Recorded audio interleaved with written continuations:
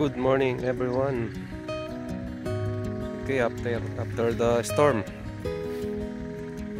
nakasurvive sila kasi walang masyadong naging malakas na ulan, naging malakas lang ang hangin. Ayan, kita yung epekto ng malakas na hangin, pero walang malakas na ulan. Mas masira sana kung malakas yung ulan. Ayan. Dalawang bagyo ang dumaan, pero awa ng Diyos, nakasurvive sila. Ayan.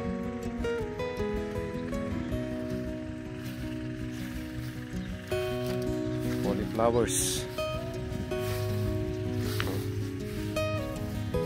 Yan ang nangyari, epekto ng malakas na hangin, pero mabubuhay yan. Dami flowers na. Okay.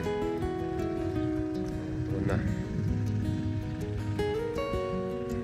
Lakas kasi ng hangin dito, almost 1.5 day na naging malakas ang hangin, kaya ganito ang nangyari. Ayan, balon. Tignan nyo nangyari sa Katuray, dahil sa malakas na hangin. Sira yung mga bakod. Ang ganda na ng sikat ng araw.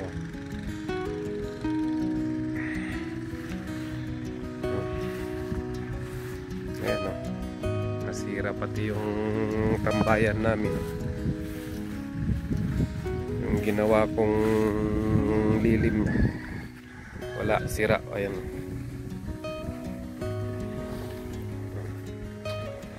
Ganda. Ganda naman yung vanilla. Iba, nagtidilig na eh. Ayan, ganda doon. Mas malaki mga yon.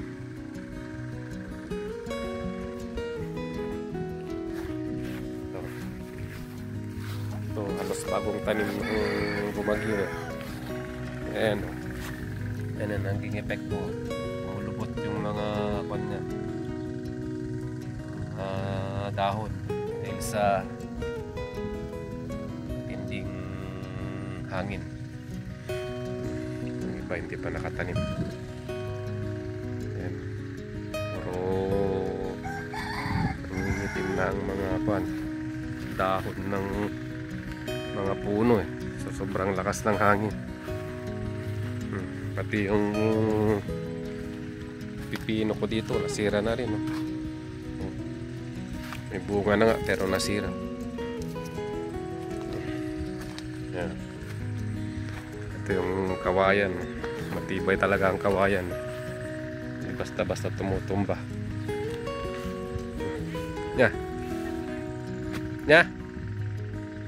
kitain dyan na kan. Ayan yung sitaw ko wala na, nabagyo na rin. Kaso may mga bunga pa rin, kaya okay lang. Tanim ulit tayo ng panibago. Ayan ang naging effect ng bagyo dito. Ayan sira. Sira pati yung kubo ko, tanggal yung yero. Ay, pati yung kalamansi wala na, tuyo ng mga dahon.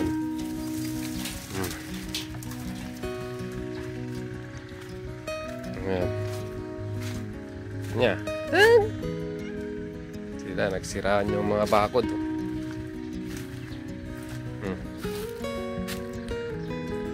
Ayan, ito yung mga bakod sa lakas ng hangin.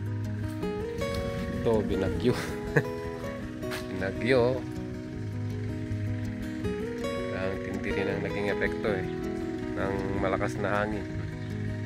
Patutuyo na yan, pati yung papaya.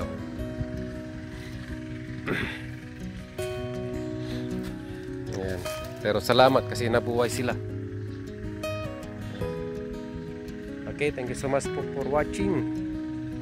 God bless us all.